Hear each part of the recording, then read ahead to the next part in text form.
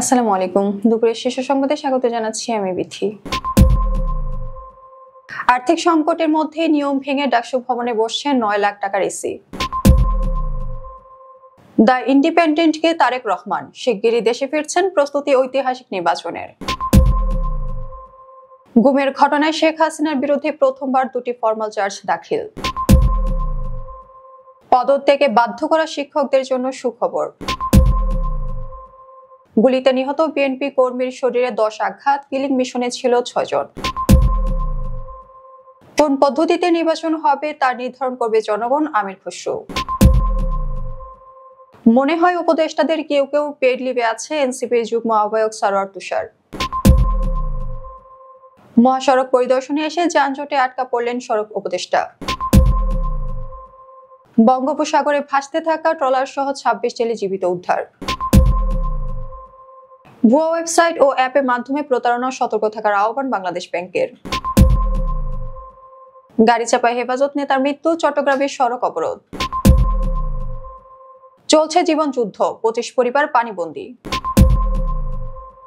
পাহাড়ের পাথর খসে পড়ল বাসের ওপর, নিহত 15। মিয়ানমারে বৌদ্ধদের উৎসবে জান্তার বোমা হামলায় নিহত 40, আহত 80। শুনছিলেন শিরোনাম, ব্যাপার বিস্তারিত। গবেষণা, আবাসন ও শ্রেণীকক্ষ সংকটে ভুগছে ঢাকা বিশ্ববিদ্যালয়। পার্ট টাইম শিক্ষকদের সম্মানীয় দেওয়া যাচ্ছে না সময় মতো। তবু এমন সংকটের মধ্যেই কেন্দ্রীয় ছাত্র সংসদ ভবনে 9 লাখ টাকার 9টি এসি বসানোর সিদ্ধান্ত নিয়েছে বিশ্ববিদ্যালয় প্রশাসন, তাও আবার নিয়ম ভেঙে। বিশ্ববিদ্যালয়ের কোষাধ্যক্ষ নিজেই এই অনুমোদনের বৈধতা নিয়ে প্রশ্ন তুলেছেন। বিশ্ববিদ্যালয় সূত্রে জানা গেছে, গত সপ্তাহে রাজস্ব বাজেট থেকে এসি বসানোর অনুমোদন দেওয়া হয়। সে সময় কোষাধ্যক্ষ অধ্যাপক মোহাম্মদ জাহাঙ্গীর আলম বিদেশে ছিলেন। তার অনুপস্থিতিতে দায়িত্বে থাকা উপাচার্য অধ্যাপক মামুন আহমেদ ফাইলটি ফরওয়ার্ড করেন। পরে দেশে ফিরে এসে অধ্যাপক জাহাঙ্গীর জানান, তার অনুপস্থিতিতে এমন অনুমোদন দেওয়া অযৌক্তিক এবং এটি হলে তিনি অবশ্যই প্রশ্ন তুলতেন। বাংলাদেশে প্রথমবারের মতো অনুষ্ঠিত হতে যাওয়া অন্তর্বর্তী সরকারের অধীনে নির্বাচনে অংশ নিতে প্রায় 2 দশক পর দেশে ফিরছেন বিএনপির ভারপ্রাপ্ত চেয়ারম্যান তারেক রহমান। লন্ডনে দীর্ঘ নির্বাসনের পর এবার দেশে ফেরার কথা জানিয়েছেন তিনি নিজেই। ব্রিটিশ সংবাদ মাধ্যম দ্য ইন্ডিপেন্ডেন্ট এক প্রতিবেদনে জানায়, তারেক রহমান সাবেক প্রধানমন্ত্রী খালেদা জিয়ার ছেলে ও বাংলাদেশ জাতীয়তাবাদী দলের ভারপ্রাপ্ত চেয়ারম্যান ও কার্যত দলটির প্রধান নেতা 2026 সালের ফেব্রুয়ারিতে অনুষ্ঠেয় জাতীয় নির্বাচনে অংশ নিতে প্রস্তুতি নিচ্ছেন। আওয়ামী লীগ সরকারের আমলে আলোচিত গুমের অভিযোগে ক্ষমতাচ্যুত সাবেক প্রধানমন্ত্রী শেখ হাসিনার বিরুদ্ধে প্রথমবারের মতো আন্তর্জাতিক আদালতে 2টি ফরমাল চার্জ দাখিল করা হয়েছে। এর মধ্যে একটিতে শেখ হাসিনা সহ 17 জন এবং অন্যটিতে শেখ হাসিনা সহ 13 জনকে আসামি করা হয়েছে। বুধবার আন্তর্জাতিক অপরাধ ট্রাইব্যুনাল 1-এ গুমের অভিযোগে 2টি এবং জুলাই আন্দোলনে গুলি করার অভিযোগে বিজিবির অফিসারদের বিরুদ্ধে 1টি সহ মোট 3টি ফরমাল চার্জ দাখিল করা হয়। প্রসিকিউটর গাজী মনোয়ার হোসাইন তামিম এই তথ্য জানিয়েছেন। জোর করে পদত্যাগ করানো এমপিওভুক্ত বেসরকারি শিক্ষা প্রতিষ্ঠানের অধ্যক্ষ, প্রধান শিক্ষক ও অন্য শিক্ষক কর্মচারীদের বেতন ভাতা চালুর নির্দেশ দিয়েছে শিক্ষা মন্ত্রণালয়। মঙ্গলবার মন্ত্রণালয়ের মাধ্যমিক ও উচ্চ শিক্ষা বিভাগ থেকে নির্দেশনা দিয়ে উচ্চ শিক্ষা অধিদপ্তরে একটি চিঠি পাঠানো হয়েছে। এতে বলা হয়, জোরপূর্বক পদত্যাগকারী শিক্ষক কর্মচারীদের তদন্ত চলমান থাকলেও তাদের অনেকের বেতন ভাতা বন্ধ রয়েছে, ফলে তারা মানবেতর জীবনযাপন করছেন বলে আবেদনপত্রে উল্লেখ করেছেন। তদন্তপূর্বক অভিযোগে নিষ্পত্তি না হওয়া পর্যন্ত সংশ্লিষ্ট শিক্ষকদের বেতন ভাতা চালু রাখার প্রয়োজন বলেও চিঠিতে জানিয়েছে মাধ্যমিক ও উচ্চ শিক্ষা বিভাগ। চট্টগ্রামের হাটহাজারীতে নিহত বিএনপি কর্মী আব্দুল হাকিমের শরীরে 10টি আঘাতের চিহ্ন পাওয়া গেছে। পুলিশের সুরতহাল রিপোর্টে এসব আঘাতের বিষয়টি উল্লেখ করেছে, তবে সবগুলো আঘাত গুলিবিদ্ধ কিনা তা নিশ্চিত করতে পারেনি পুলিশ। আইন শৃঙ্খলা রক্ষাকারী বাহিনীর প্রাথমিক তথ্যে জানা গেছে, হামলায় অংশ নেয় 3টি মোটরসাইকেলে আসা 6 জন মুখোশধারী যুবক। প্রতিটি মোটরসাইকেলে 2 জন করে ছিল। মঙ্গলবার সন্ধ্যা 6:45টার দিকে হাটহাজারী উপজেলা দক্ষিণ মাদারসা ইউনিয়নের মদুনাঘাট বাজারে ওয়াসার পানি শোধনাগার প্রকল্পের মূল ফটকের সামনে এই ঘটনা ঘটে। নিহত আব্দুল হাকিম ওই সময় রাউজানের বাগওয়ান ইউনিয়নের নিজ বাড়ি থেকে প্রাইভেট কারে করে চট্টগ্রাম শহরের বাসায় ফিরছিলেন। বিএনপির স্থায়ী কমিটির সদস্য আমির খসরু মাহমুদ চৌধুরী বলেছেন, বিদেশিরা নয়, কোন পদ্ধতিতে নির্বাচন হবে তা নির্ধারণ করবে দেশের জনগণ।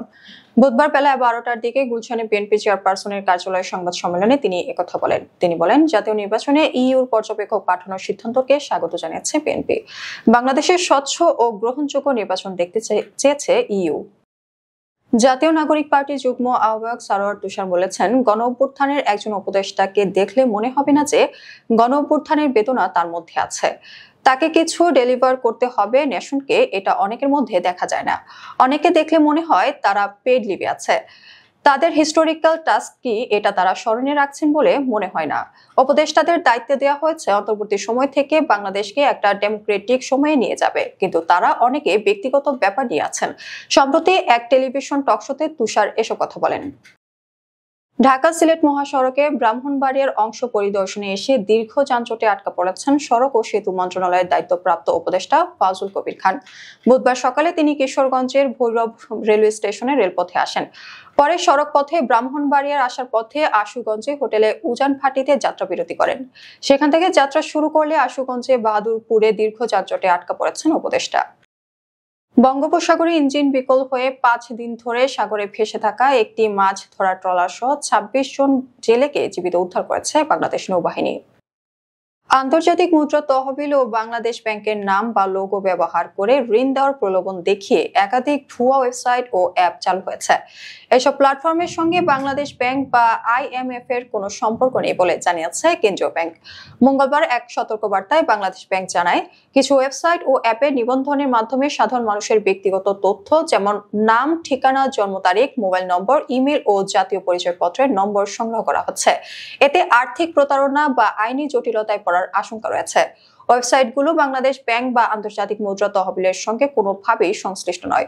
তাই এসব সাইট বা অ্যাপে কোনো ব্যক্তিগত তথ্য বা আর্থিক লেনদেন না করার পরামর্শ দেওয়া হয়েছে। গাড়িচাপায় হেফাজতে ইসলামের নির্বাহী কমিটির সদস্য মাওলানা সোহেল চৌধুরীর মৃত্যুর ঘটনাকে কেন্দ্র করে চট্টগ্রাম রাঙ্গামাটি খাগড়াছড়ি সড়ক অবরোধ করেছেন দলটির নেতাকর্মীরা। বুধবার সকালে মহাসড়ক অবরোধ করেন তারা। এ সময় সড়কে আগুন জ্বালিয়ে তাদের বিক্ষোভ করতে দেখা গেছে বলে জানিয়েছেন স্থানীয়রা। এতে বন্ধ হয়ে পড়ে যান চলাচল। এর আগে মঙ্গলবার বিকেলে চট্টগ্রামের রাউজান গহিরা এলাকায় গাড়ি চাপায় সোহেল চৌধুরীর মৃত্যু হয়। হেফাজতে ইসলামের নেতাকর্মীরা দাবি করছেন, সংগঠনটির নেতা মাওলানা সোহেল চৌধুরীকে গাড়ি চাপা দিয়ে হত্যা করা হয়েছে। নওগাঁর রানীনগর উপজেলার জকাদিন মৃদাপাড়া গ্রামে পানি নিষ্কাশনের পথ না থাকায় অন্তত 25টি পরিবার দীর্ঘদিন ধরে পানিবন্দী অবস্থায় মানবেতর জীবনযাপন করছে। টানা বৃষ্টিতে ঘরবাড়ি ও আঙিনা পানিতে ডুবে যাওয়ায় চুলায় রান্না করা থেকে শুরু করে দৈনন্দিন কার্যক্রম করতেও মারাত্মক ভোগান্তি পোহাতে হচ্ছে তাদের। গ্রামের বাসিন্দা রাশেদা বিবি বলেন, ঘরের মেঝেতে হাঁটু পানি, চুলা পানির নিচে। কোথায় থাকবো, কোথায় রান্না করব কিছুই বুঝে উঠতে পারছি না। ভারতের হিমাচল প্রদেশে অতিবৃষ্টিতে পাহাড় থেকে পাথর খসে পড়ে একটি বাসের উপর পড়েছে। এতে এখন পর্যন্ত 15 জন নিহত হয়েছেন। বাসের ভেতরে আরো অনেকে থাকায় নিহতের সংখ্যা বাড়তে পারে বলে আশঙ্কা করা হচ্ছে। সংবাদ মাধ্যম হিন্দুস্তান টাইমস জানিয়েছে, মঙ্গলবার সন্ধ্যার দিকে বিলাসপুরে এই মর্মান্তিক ঘটনা ঘটে। প্রাইভেট বাসটিতে করে যাত্রীরা মোরাত্তন থেকে গুমারিনে যাচ্ছিলেন। মিয়ানমারের মধ্যাঞ্চলীয় এক শহরে বৌদ্ধ ধর্মাবলম্বীদের উৎসব ও জান্তা বিরোধী বিক্ষোভের স্থানে সেনাবাহিনীর বোমা হামলায় অন্তত 40 জন নিহত হয়েছেন। এই হামলায় আহত হয়েছেন আরো 80 জন। সোমবার সন্ধ্যার দিকে মধ্যাঞ্চলীয় চাংউ শহরে বৌদ্ধ ধর্মাবলম্বীদের উৎসব পালনের পাশাপাশি জান্তা বিরোধী বিক্ষোভের আয়োজন করা হয়েছিল। অনুষ্ঠানের আয়োজক কমিটির একজন নারী সদস্য বলেছেন, সন্ধ্যায় থাদিঙ্গত পূর্ণিমা উৎসবের জন্য চাংউ শহরে শত শত মানুষ জড়ো হয়েছিলেন। নাম প্রকাশে অনিচ্ছুক ওই নারী বলেন, সন্ধ্যা 7টার দিকে উৎসব ও জান্তা বিরোধী বিক্ষোভ চলাকালে দুটি বোমা ফেলে অন্তত 40 জনকে হত্যা করা হয়েছে। বোমা বিস্ফোরণে আরো 80 জন আহত হয়েছেন।